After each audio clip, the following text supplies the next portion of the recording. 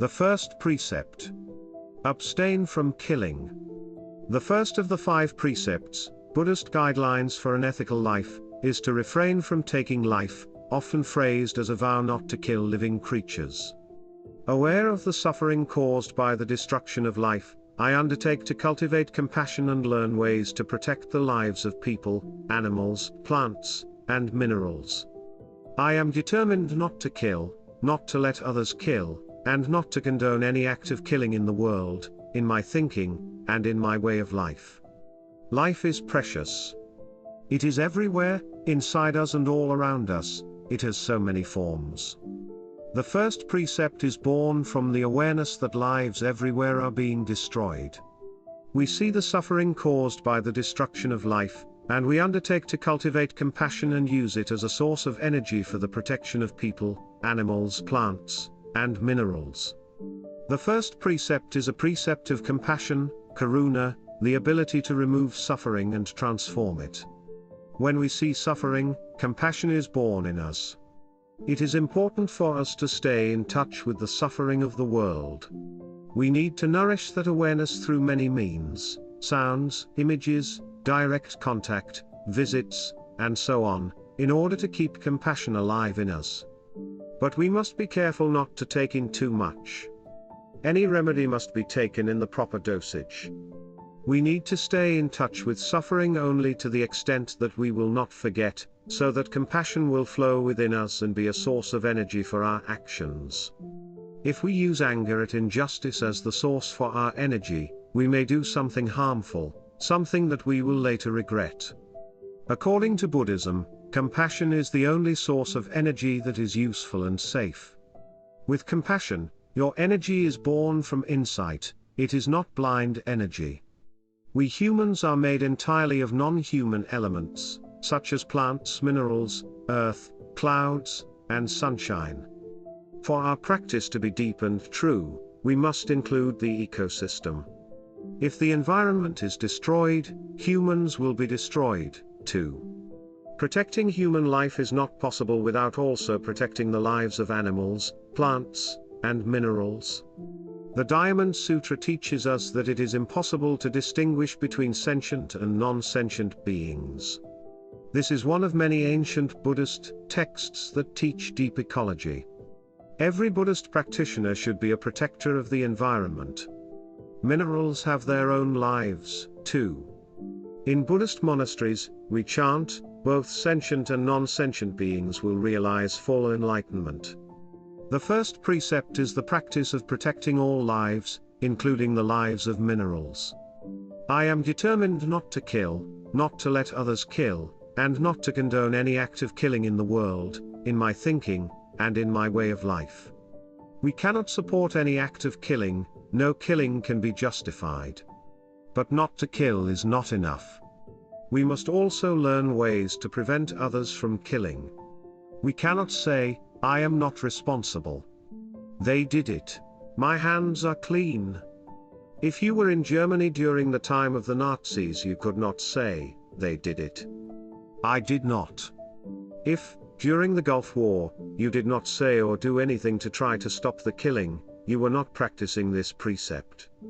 Even if what you said or did failed to stop the war, what is important is that you tried, using your insight and compassion.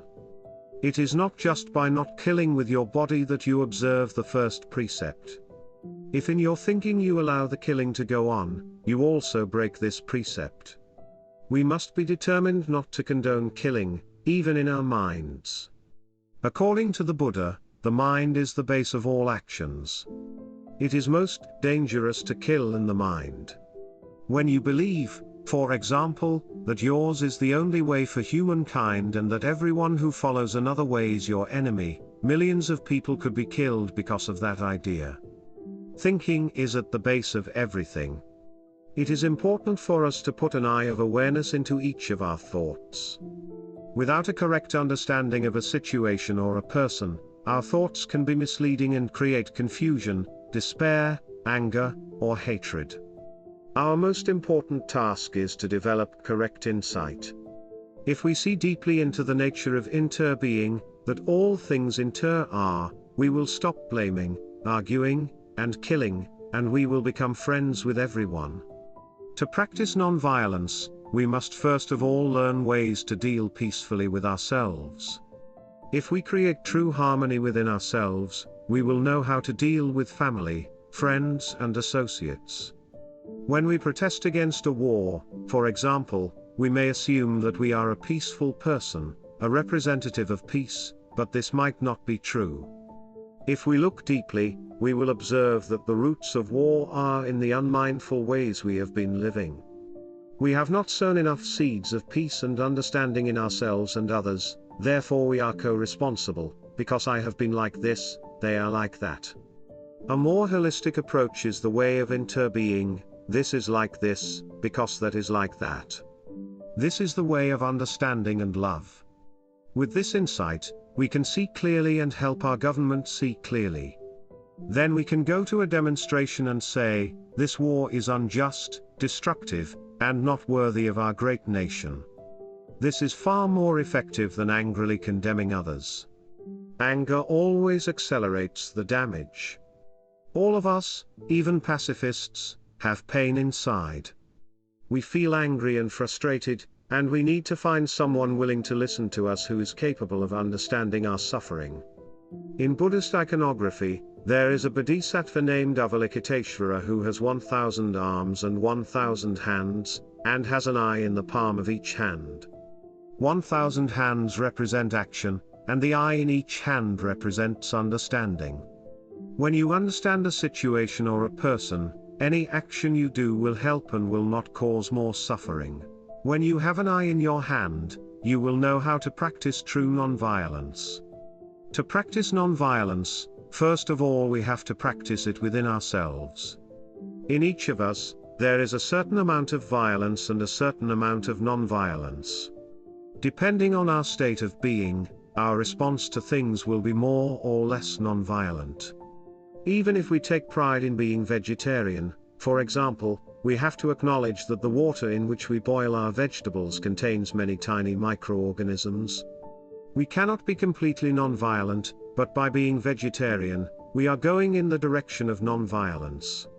If we want to head north, we can use the North Star to guide us, but it is impossible to arrive at the North Star. Our effort is only to proceed in that direction. Anyone can practice some non-violence, even army generals. They may, for example, conduct their operations in ways that avoid killing innocent people. To help soldiers move in the non-violent direction, we have to be in touch with them. If we divide reality into two camps, the violent and the non-violent, and stand in one camp while attacking the other, the world will never have peace. We will always blame and condemn those we feel are responsible for wars and social injustice, without recognizing the degree of violence in ourselves. We must work on ourselves and also work with those we condemn if we want to have a real impact. It never helps to draw a line and dismiss some people as enemies, even those who act violently. We have to approach them with love in our hearts and do our best to help them move in a direction of non-violence. If we work for peace out of anger, we will never succeed. Peace is not an end. It can never come about through non-peaceful means. Most important is to become non-violent, so that when a situation presents itself, we will not create more suffering. To practice non-violence, we need gentleness, loving-kindness, compassion, joy, and equanimity directed to our bodies, our feelings, and other people. With mindfulness, the practice of peace, we can begin by working to transform the wars in ourselves. There are techniques for doing this. Conscious breathing is one. Every time we feel upset, we can stop what we are doing, refrain from saying anything, and breathe in and out several times, aware of each in-breath and each out-breath. If we are still upset, we can go for walking meditation, mindful of each slow step and each breath we take. By cultivating peace within, we bring about peace in society. It depends on us. To practice peace in ourselves is to minimize the numbers of wars between this and that feeling, or this and that perception, and we can then have real peace with others as well, including the members of our own family. I am often asked, What if you are practicing non-violence and someone breaks into your house and tries to kidnap your daughter or kill your husband? What should you do? Should you still act in a non-violent way? The answer depends on your state of being. If you are prepared, you may react calmly and intelligently, in the most non-violent way possible. But to be ready to react with intelligence and non-violence, you have to train yourself in advance. It may take 10 years, or longer. If you wait until the time of crisis to ask the question, it will be too late. This or that kind of answer would be superficial. At that crucial moment, even if you know that non-violence is better than violence, if your understanding is only intellectual and not in your whole being, you will not act non-violently. The fear and anger in you will prevent you from acting in the most non-violent way. We have to look deeply every day to practice this precept well. Every time we buy or consume something, we may be condoning some form of killing. While practicing the protection of humans, animals, plants, and minerals, we know that we are protecting ourselves. We feel in permanent and loving touch with all species on earth. We are protected by the mindfulness and the loving kindness of the Buddha and many generations of Sanghas who also practice this precept.